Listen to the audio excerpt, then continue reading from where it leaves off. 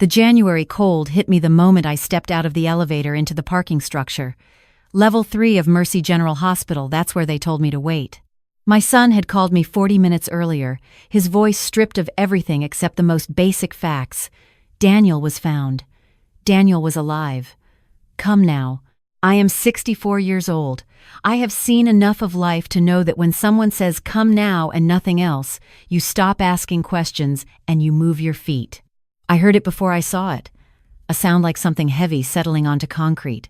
I turned the corner past a gray support column and there was my grandson, slumped against the wheel of a blue pickup truck that wasn't his, one arm folded underneath him at a wrong angle, his face the color of old snow. A hospital security badge was still clipped to his jacket. He had apparently made it as far as this floor before his legs gave out. I did not scream. I have never been the kind of woman who screams. I dropped to my knees beside him, and I pressed 2 fingers to the side of his neck the way I was trained to do 38 years ago in nursing school, and I found a pulse thin and fast. But there, his eyes opened when I touched his face. He looked at me the way people look when they are not entirely sure the world is real. Then his lips moved. I leaned in close. "Ethan," he said. The name came out broken, like he was handing me something he had been carrying too long. Ethan and his father, Margaret he, still called me by my name. He always had, even as a little boy. They knew. They planned the whole thing from the start. Then his eyes closed again, and I was already dialing 911. My grandson is not a complicated young man.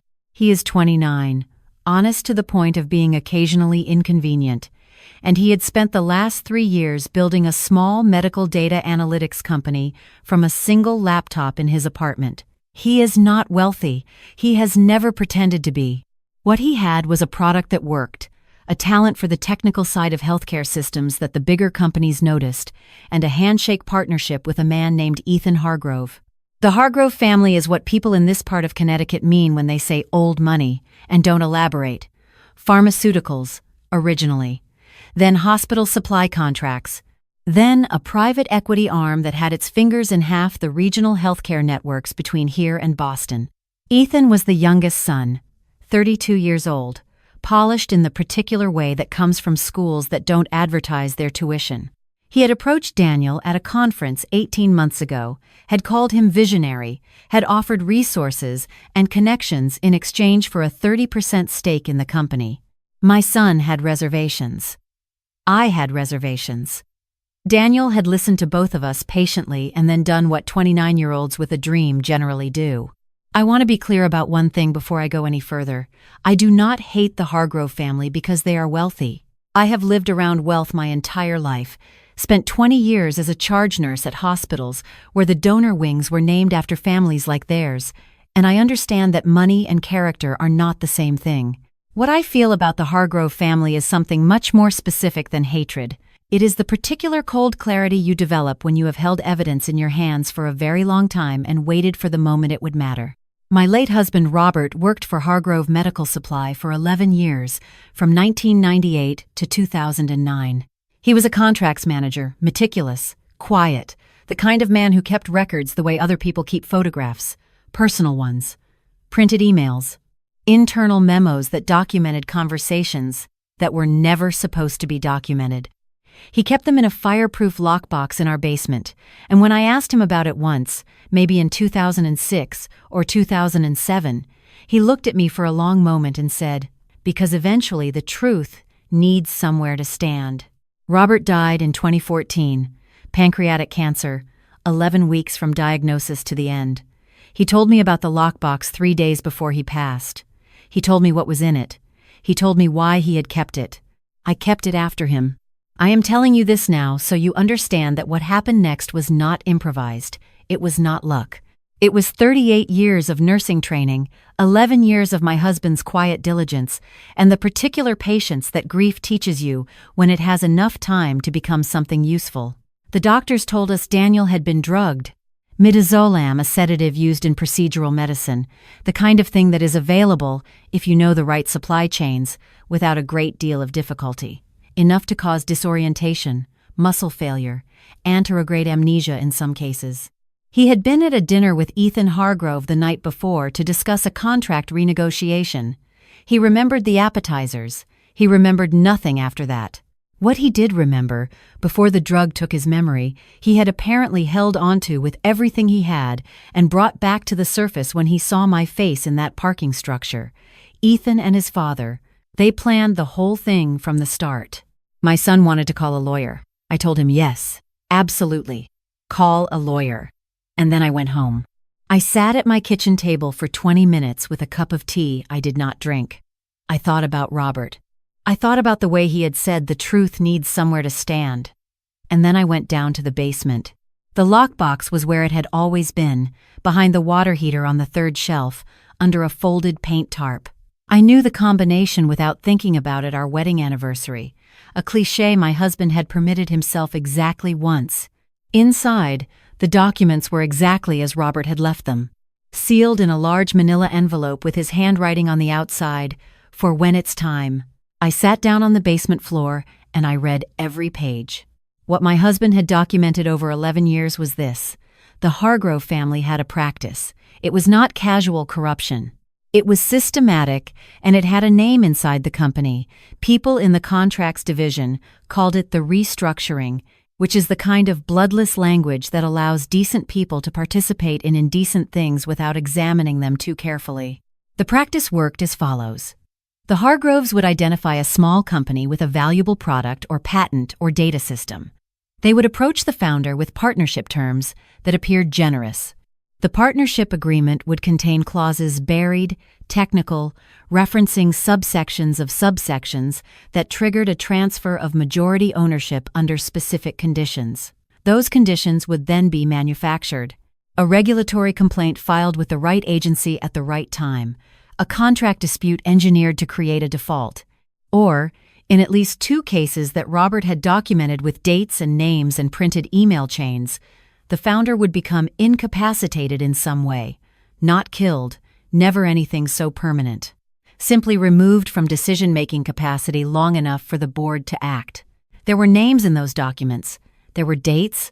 There were emails between Lawrence Hargrove, Ethan's father, and a man named Gerald Voss, who had worked in 3 different capacities for 3 different Hargrove entities over 20 years, and whose specific skill set, based on the documentation, was the manufacturing of those particular conditions.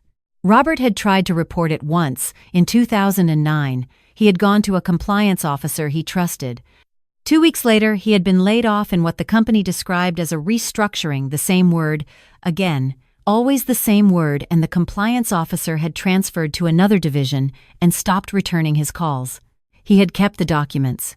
He had kept them for 5 years alone, and then he had told me about them, and then he had died, and I had kept them for 10 more years. And now my grandson was in a hospital bed with midazolam in his bloodstream and a business partnership agreement on a lawyer's desk that I was now quite certain contained exactly the kind of clause Robert had described. I put the documents back in the envelope. I went upstairs. I called my son and I told him not to let anyone near that partnership agreement until I arrived. My son is 56 years old and he has his father's eyes and his mother's stubbornness. Which means when I walked into that hospital room the following morning with a manila envelope under my arm and told him and the family attorney that I needed 30 minutes of their time, he did not argue with me. The attorney's name was Patricia Chen. She had been handling our family's legal matters for 12 years. She was 61, compact, precise, and she had the specific quality I most appreciate in lawyers, which is that she listened before she spoke. I laid the documents on the conference table in a small room off the hospital corridor. I explained where they came from. I explained what they showed. I explained the timeline Robert had been employed from 1998 to 2009. The most recent document was dated October of that year, and I had maintained continuous custody of the originals since his death in 2014. Patricia took notes without expression. Then I showed her Daniel's partnership agreement, which my son had brought from home. Patricia read the relevant clauses. She read them twice. She set the document down, placed both hands flat on the table, and said, "Margaret, I need you to not speak to anyone about this until I make 2 phone calls." I told her I had waited 15 years. I could wait another hour. She made 3 phone calls. The third one was to the FBI field office in New Haven. I want to tell you something about the 2 weeks that followed, because I think people sometimes imagine that justice moves quickly once the right doors are opened. It does not. It moves with the slowness of institutions, with procedural steps and document authentication and interviews conducted in rooms with bad fluorescent lighting, and there were days when I sat in my kitchen and wondered whether Robert's evidence was enough, whether the chain of custody was clean enough, whether 15 years was too long, whether I had waited too long. My daughter-in-law brought me meals. My granddaughter, Daniel's younger sister, came and stayed with me for 4 days and slept on the couch and did not ask me too many questions. Daniel himself, recovering on the 4th floor of Mercy General, called me every evening. "Are you okay?" he asked me. Every single night. "I'm fine," I told him. "Every single night." "You don't have to do this alone," he said once. "I'm not alone," I said. "Your grandfather is in every page of those documents. I'm doing this with him." There was a silence on the line. "I didn't know he was like that," Daniel said finally. "Most people are like that," I said. "They just don't always get the chance to show it." The FBI moved on a Thursday morning. Patricia called me at 7:45 to tell me it was happening. I was already up. I had been up since 5, sitting with coffee at the kitchen table, the way I had sat the morning Robert's diagnosis came back, the way I had sat the morning we buried him, just being still in the quiet, letting the day arrive at its own pace. Lawrence Hargrove was taken into custody at his home in Westport. Ethan was arrested at the Hargrove corporate offices in Stamford. Gerald Voss, who had relocated to Arizona in 2019, was picked up at a storage facility outside Phoenix, where it later emerged he maintained what the FBI described in their filing as operational materials, which, when you strip away the language, meant the tools and records of a man who had spent 20 years helping powerful people remove inconvenient obstacles. The partnership agreement was voided by a federal judge 6 days after the arrests. Daniel's company remained Daniel's. I did not celebrate. That is not a performance of modesty. I genuinely did not feel like celebrating. What I felt was something quieter than that, a kind of settling. The way a house sounds different after a window that has been rattling all winter is finally fixed.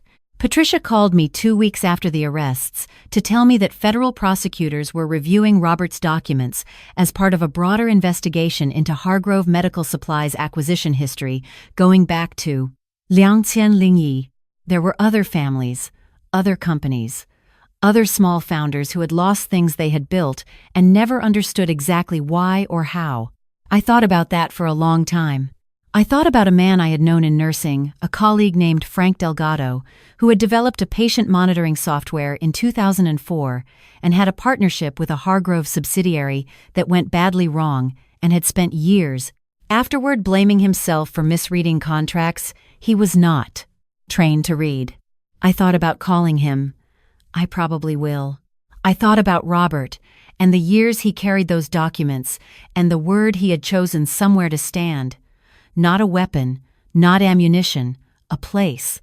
Something stable in ground that had been made deliberately unstable by people who believed that their position elevated them above consequence. Daniel came home from the hospital on a Tuesday. I drove him myself. He sat in the passenger seat of my car with his arm in a sling. He had fractured his wrist when he fell in the parking structure, and for most of the drive we didn't talk. The Connecticut winter was doing the gray thing it does in January, all low sky and bare trees, and the radio was off. "I keep thinking about something," he said, when we were about 20 minutes from his apartment. I waited. "That night at dinner with Ethan," he said. "I kept thinking he seemed nervous, distracted. At the time I thought he was stressed about the contract terms." He paused. "I wonder if he knew what was going to happen, what his father had arranged." "He knew," I said. "You don't know that for certain." "No," I agreed. "But I know that family well enough now, and I know what certainty costs people like that. They don't wonder, they don't question.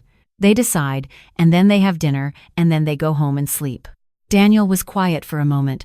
"Does that make it worse?" he asked. "That it was just a decision, like a business decision." I thought about that carefully, the way I try to think about things that deserve careful thought. "It makes it clearer," I said finally. "Worse is when someone hates you specifically. This was different. To them, you were just a variable, an obstacle in a calculation." I glanced at him. That's not better, exactly. But it means what happened says absolutely nothing about your worth. Only theirs. He nodded slowly. He looked out the window at the passing trees. Grandpa really kept all of that for 15 years, he said. 11 years he kept it at work, I said. And then 15 more at home. Why didn't he ever use it? I had thought about this often. I had a version of an answer that I had been refining for a long time. I think he was waiting for the right moment, I said. But I also think he understood something I only understood after he was gone. He couldn't use it for himself, he tried, and they shut the door on him. But evidence doesn't expire. It just waits. And the right moment isn't always in your own lifetime. Daniel turned to look at me. That's a hard way to live, he said. He didn't live it hard, I said. He just kept the documents and raised a good son and coached his grandson's little league team and made the best pot of beef stew I have ever eaten in my life, every single winter until he couldn't anymore. I felt the tightness in my throat that still arrives without warning, a decade after, and I let it pass the way you learn to let it pass. He was not waiting in misery. He was living his life. He just kept the truth somewhere safe while he did it. I got a call 3 months later from one of the federal prosecutors, a woman named Sandra Okafor, serious and methodical, who had been working the broader investigation into Hargrove's acquisition history. She told me that Robert's documentation had been central to establishing the pattern, that without the internal emails from 2001 through 2009, they would have had individual instances, but not the architecture. She used that word specifically. Architecture. She thanked me. I told her I was passing along the thanks to my husband. There was a brief silence and she said, "He sounds like he was a good man." He was, I said. He was very ordinary in most ways and extraordinary in exactly one. She asked me what that was. He paid attention, I said, and he wrote things down, and he understood that those two things together, if you hold on to them long enough, can outlast almost anything. Lawrence Hargrove was convicted on 7 counts of conspiracy, wire fraud, and obstruction. He is serving 9 years in a federal correctional facility. Ethan accepted a plea agreement 3 years, reduced for cooperation, and the last I heard, the Hargrove corporate entities were in the process of being unwound by court order. Gerald Voss took his case to trial. He lost. Daniel's company secured its first major independent contract 6 months after the partnership agreement was voided. He called me the afternoon it came through, and his voice was the way his voice was when he was 6 years old and had done something he was proud of, trying to sound steady and not quite managing it. I made pot roast that night. I ate it alone at the kitchen table with Robert's photograph on the shelf behind me and the January quiet around the house, and I thought about how strange and exact the world can be sometimes. How the smallest decisions, a man deciding to keep an email rather than delete it, deciding to seal it in an envelope and write 4 words on the outside, can travel through time and arrive exactly where they were meant to. For when it's time, I have been asked, since all of this became known in the way things become known in small communities, how I stayed calm through all of it. The FBI interviews, the depositions, the weeks of waiting. My daughter-in-law asked me once if I was ever frightened. I told her the truth. I told her that I had spent my career in emergency nursing, and that emergency nursing teaches you one thing above everything else. Panic is information that your body generates when it doesn't know what to do next. The antidote to panic is not courage. It is preparation. It is knowing your next step. And I always knew my next step, because Robert had given me the foundation 30 years ago without knowing exactly what he was building it for. I told her something else, too. I told her that people who operate the way the Hargrove family operated, who treat other people as variables in a calculation, always make the same assumption. They assume that the people below them in the hierarchy are not paying attention, that they are too busy surviving to document, too grateful for the crumbs of opportunity to notice the architecture of the room they are standing in. They are wrong about that. They have always been wrong about that. The people who clean the offices and manage the contracts and write the code at 2 a.m. and care for the patients on the overnight shift, they are paying attention. They always have been. Some of them are even writing it down. And the truth, when it has somewhere to stand, is more durable than anything money has ever built.